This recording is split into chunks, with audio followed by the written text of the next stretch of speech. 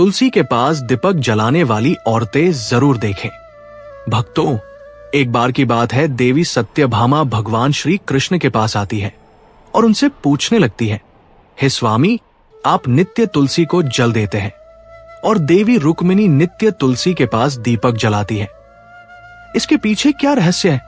कृपया आप मुझे तुलसी को जल देने का और तुलसी के पास दीपक जलाने का महात्म्य सुनाइए। भगवान श्री कृष्ण कहते हैं, हे देवी सत्यभामा, तुमने अत्यंत महत्वपूर्ण प्रश्न किया है। देवी तुलसी लक्ष्मी का ही अवतार है।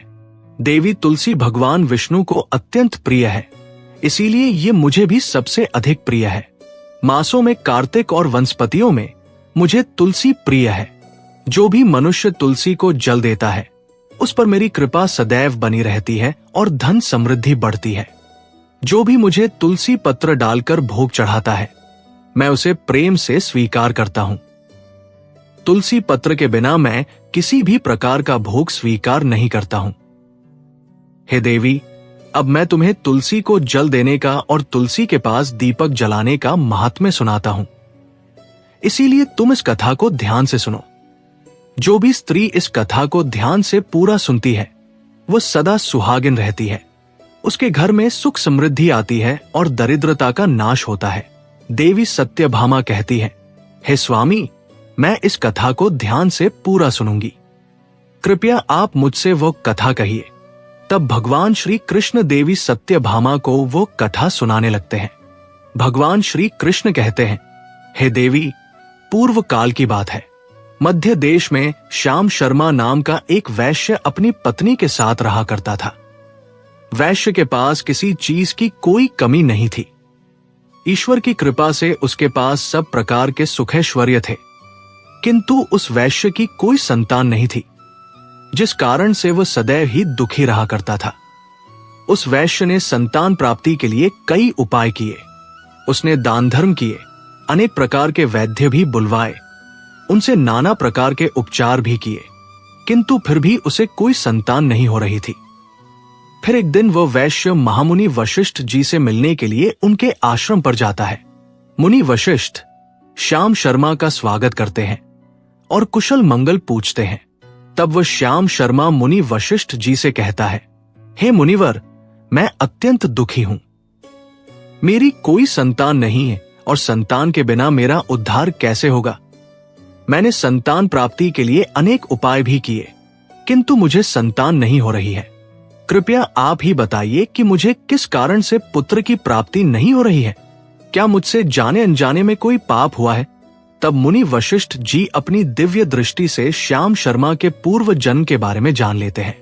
वशिष्ठ जी कहते हैं, हे वत्स, पिछले जन्म में तुम्हारे द्वारा घोर पाप हो गया था। उसी कारण से तुम्हें इस जन्म में संतान सुख प्राप्त नहीं हो रहा है। श्याम शर्मा कहता है, हे मुनिवर, कृपया मुझे बताइए, पिछले जन्म में मुझसे कौन सा पाप हुआ था और उस पाप से मुक्त होने के लिए मुझे कौन सा उपाय करना चाहिए? वशिष्ठ जी कहते हैं, हे वत्स, पिछले जन्म में तुमने जो अपराध किया था उसके विषय में सुनो।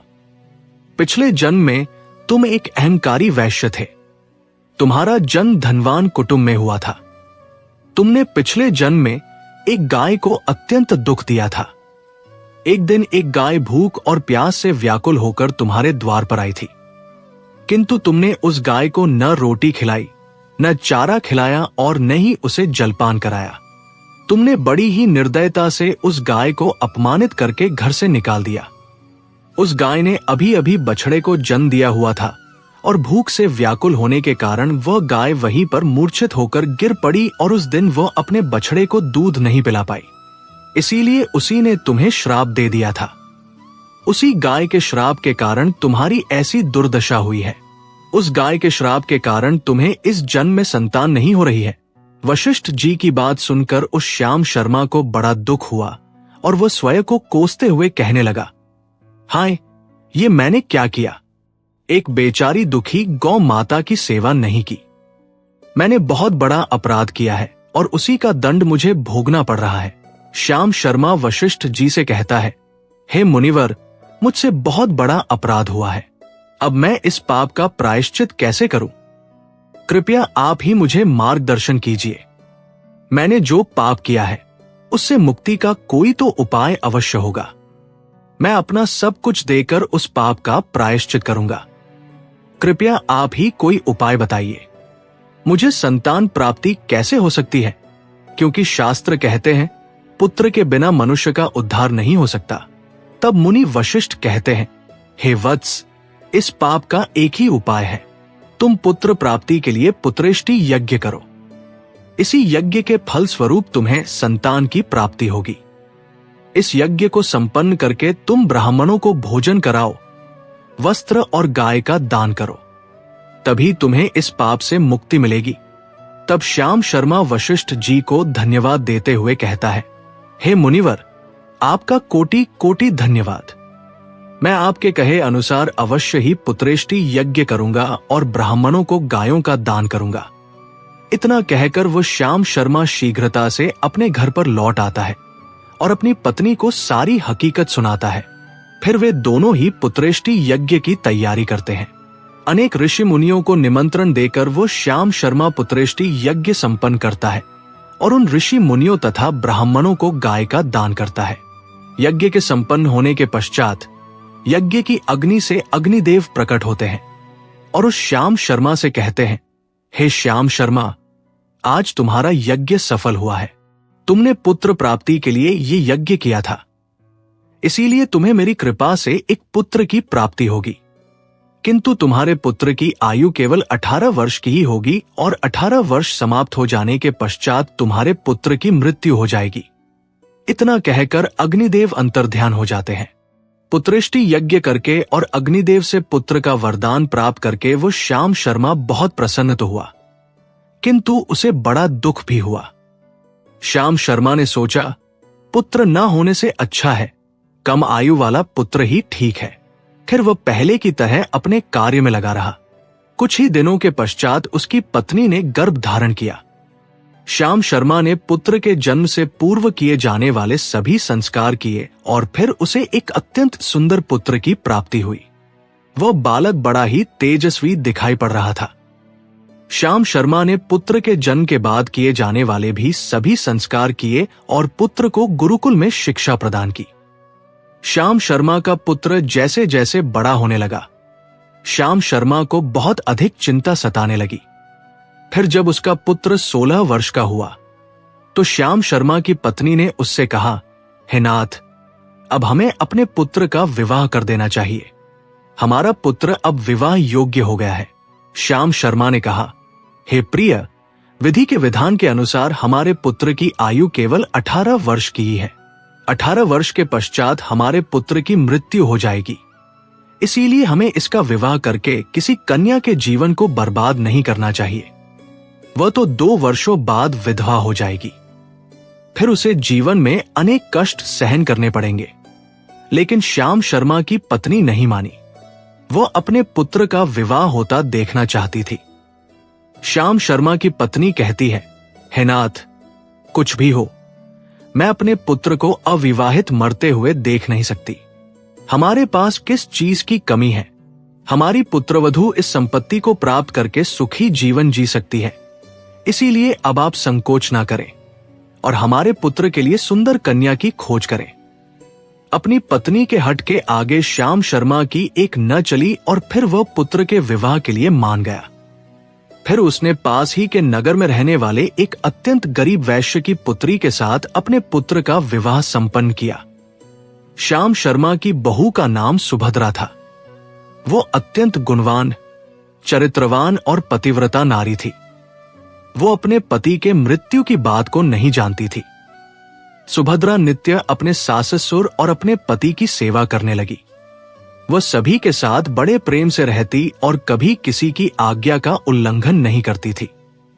उसने अपनी मधुर वाणी और कार्यकुशलता से सभी के मन को जीत लिया।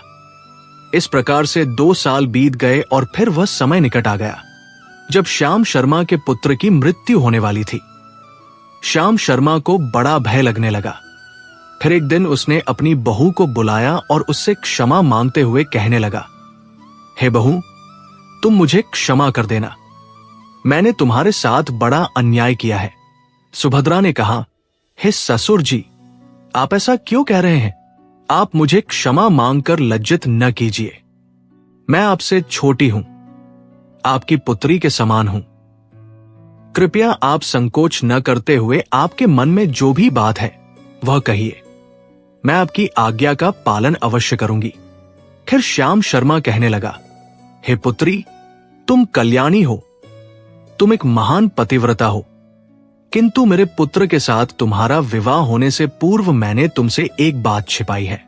हमें पुत्र की प्राप्ति पुत्रेष्टि यज्ञ करने के बाद हुई थी, और अग्निदेव ने हमें ये कहते हुए पुत्र प्राप्ति का आशीर्वाद दिया था कि हमारे पुत्र की आयु केवल 18 वर्ष की होगी। 18 वर्ष के बाद हमारे पुत्र की मृत्यु हो जाएगी। अपने ससुर की बात सुनकर सुभद्रा ने कहा, हे ससुर जी, बस इतनी सी बात, आप चिंता न कीजिए। मैं आपको वचन देती हूं कि आपकी पुत्रवधू मैं कभी विधवा नहीं होगी। आपके पुत्र के प्राणों की रक्षा मैं करूंगी। आप बस मुझे एक दीपक, जल का घड़ा और एक गाय लाकर दीजिए। मेरे पति के प्राणों की रक्षा इन्हीं से होगी। सुभद्रा की बात सुनकर श्याम शर्मा को बड़ा आनंद हुआ और वह कहने लगा, हे बहू, जैसे तुम्हारी इच्छा, मैं तुम्हें वो सब चीजें लाकर देता हूं। इतना कहकर श्याम शर्मा ने अपनी बहू को वो तीनों चीजें लाकर दी। फिर जब वह दिन निकट आ गया जिस दिन सुभद्रा के पति की मृत्यु होने वाली थी, उस दिन सुभद्रा ने सुबह उठते ही तुलसी को जल चढ़ाया और उसे प्रणाम करते हुए तुलसी के पौधे पर एक चुनरी बांध दी और तुलसी माता से प्रार्थना की, हे तुलसी मां, मैं आपको चुनरी चढ़ा रही हूं, कृपया अब तुम ही मेरे सुहाग की रक्षा करना। फिर सुबह के समय यमराज का एक दूत श्याम शर्मा के पुत्र के प्राण लेने के लिए उसके घर पर आ गया। जैसे ही वह घर में प्रवेश करने लगा, तब तुलसी के पौधे ने उसे रोक दिया और कहा, हे यमदूत, इस घर में निवास करने वाली स्त्री ने मुझे चुनरी चढ़ाई है और इसीलिए अब इसके सुहाग की रक्षा मैं कर रही हूं। तुम इसके घर में प्रवेश नहीं कर सकते। इतना कहकर तुलसी ने यमराज के उस दूत को घर में जाने से रोक दिया। वह दूत भयभीत होकर सुभद्रा के पति के प्राण लिए बगैर ही यमपुरी लौट गया। यमपुरी में जाकर उसने यमराज से कहा, हे धर्मराज, मैं धरती लोक पर एक पुरुष के प्राण लेने के लिए गया था, किंतु तुलसी के पौधे ने मेरा रास्ता रोका। उस तुलसी के पौधे के कारण मैं घर में प्रवेश नहीं कर पा रहा हूं। इस बात पर यमराज को बड़ा क्रोध आ गया। फिर उन्होंने अन्य 2 दूतों को बुलाया और कहा, हे दूतों, तुम अब शाम के समय सुभद्रा के घर पर जाओ। जब तुलसी का पौधा सो रहा होगा, तुम उसके पति के प्राण लेकर यमलोक आ जाओ। फिर शाम के समय यमराज के 2 दूत सुभद्रा के घर की ओर निकल पड़े। सुभद्रा ने शाम होते ही तुलसी के पास एक दीपक जला दिया और उससे प्रार्थना की, हे दीपक, अब तुम ही मेरे पति के प्राणों की रक्षा करो। यम के दूत मेरे पति के प्राण लेने के लिए आ रहे हैं। फिर शाम हो गई। तुलसी का पौधा सो गया और यमराज के 2 दूत सुभद्रा के घर के सामने आकर खड़े हो गए और सोचने लगे, अब तो इस मनुष्य के प्राण लेकर ही हम यमपुरी लौटेंगे।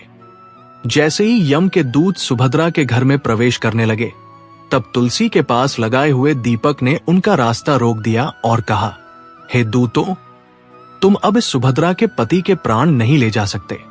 उस स्त्री ने मुझे प्रज्वलित करके उसके पति के प्राणों की रक्षा करने की प्रार्थना की है, इसीलिए अब मैं उसके पति के प्राणों की रक्षा कर रहा हूं।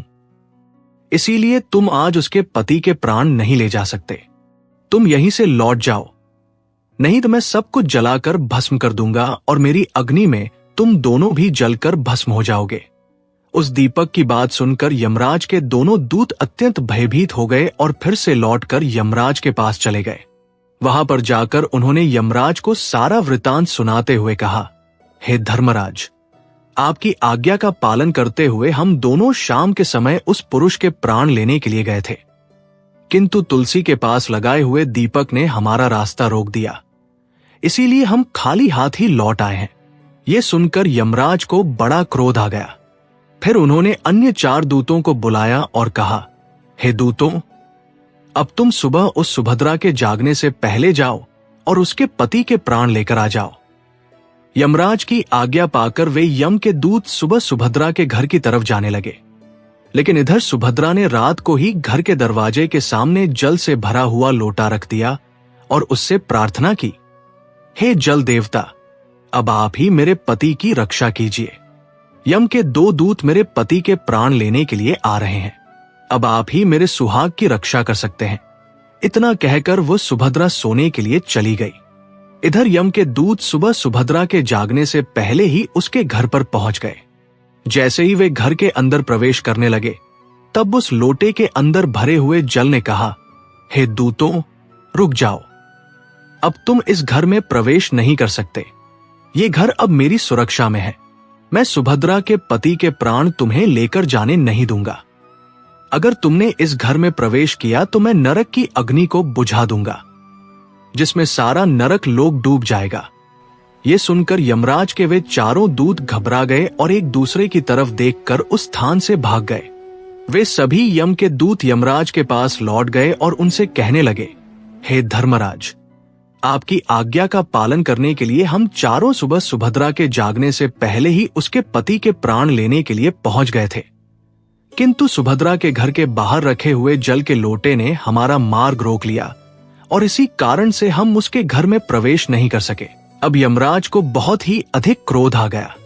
इस बार उन्होंने 8 यमदूतों को बुलाया और कहा, हे यमदूतों, अब शीघ्रता से जाओ और बलपूर्वक उस मनुष्य के प्राण खींचकर यमलोक लेकर आओ।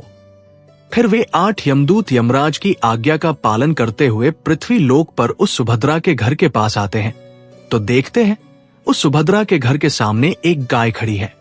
सुभद्रा ने यमदूतों के आने से पहले ही अपने घर के सामने गाय को बांध दिया था और गौ माता से विनती की थी, हे गौ माता, आज यमदूत मेरे पति के प्राण लेने के लिए आ रहे हैं। अब आप ही मेरे सुहाग की रक्षा कर सकती हो।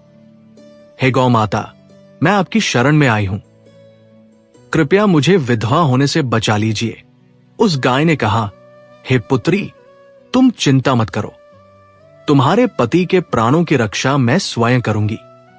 मेरे होते हुए यम के दूत तुम्हारे घर में प्रवेश नहीं कर पाएंगे, इसीलिए तुम चिंता से मुक्त होकर घर में अपने पति की सेवा करो। फिर जैसे ही वे यमदूत घर के अंदर प्रवेश करने के लिए आगे बढ़ते हैं, तब वह गाय उन्हें रोक देती है और कहती है, हे यमदूतों, तुम यहीं से लौट जाओ। इस घर में तुम लोग प्रवेश नहीं कर सकते। इस घर की रक्षा मैं कर रही हूं।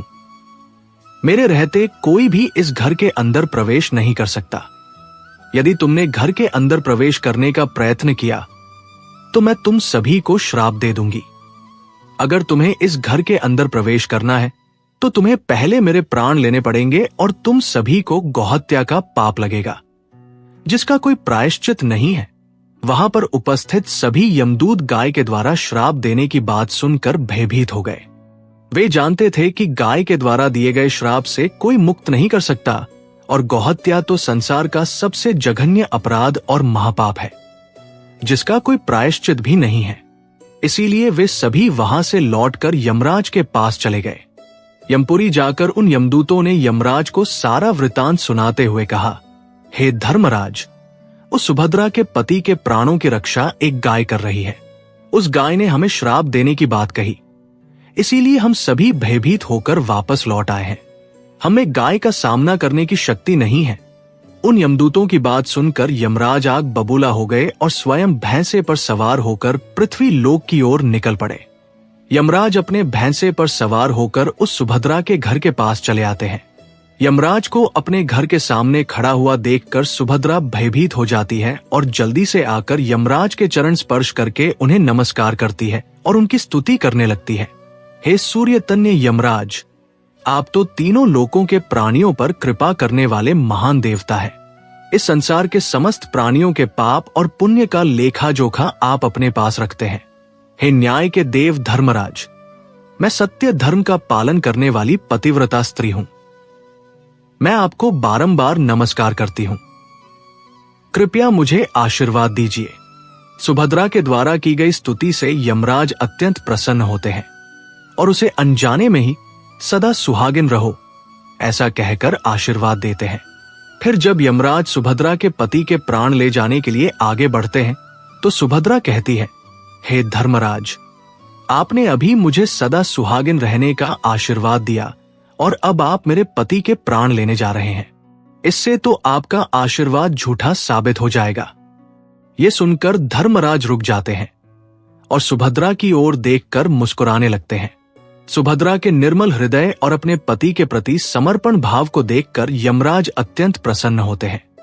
सुभद्रा की ओर देखकर यमराज कहते हैं, हे पुत्री, आज तुमने साक्षात मृत्यु को ही पराजित किया है।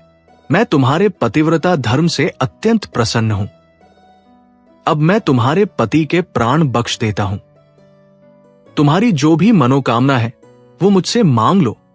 तब सुभद्रा ने कहा, हे धर्मराज, मैं अपने पति के लिए 100 वर्ष की आयु मांगती हूं। मेरे लिए मेरे पति ही परमेश्वर है। मैं अपने पति को छोड़कर जीवित नहीं रह सकती, इसीलिए आप मुझे यही वरदान दीजिए। तब यमराज प्रसन्न होकर कहते हैं, तथास्तु। हे कल्याणी, आज से जो भी स्त्री अपने घर के सामने तुलसी का पौधा लगाती है, तुलसी के पास शाम को दीपक जलाती है, जिस घर के सामने गाय बंधी होती है और जो स्त्री अपने घर के सामने जल का लोटा रखती है, उसके घर में कभी मेरे दूत प्रवेश नहीं करेंगे। इतना कहकर यमराज उस स्थान से अंतर्ध्यान हो जाते हैं। भगवान श्री कृष्ण कहते हैं, हे देवी, इस प्रकार से उस सुभद्रा ने अपने पतिव्रता धर्म का पालन करके उसकी मृत्यु को टाल दिया था। इसीलिए जो भी स्त्री अपने घर के सामने तुलसी का पौधा लगाती है, रोज शाम को तुलसी के पास दीपक जलाती है, उसके घर में मृत्यु प्रवेश नहीं करती है। जिस घर के सामने गाय बंधी होती है, उस घर में कभी दुख दरिद्रता नहीं आती है। जो स्त्री अपने घर के सामने जल से भरा हुआ लोटा रखती है, उसके घर में कभी शोक नहीं होता है। तो दोस्तों, इस प्रकार से भगवान श्री कृष्ण ने देवी सत्यभामा को तुलसी के पास दीपक जलाने का महत्व सुनाया है। आपको ये कथा कैसी लगी? कमेंट करके अवश्य बताएं।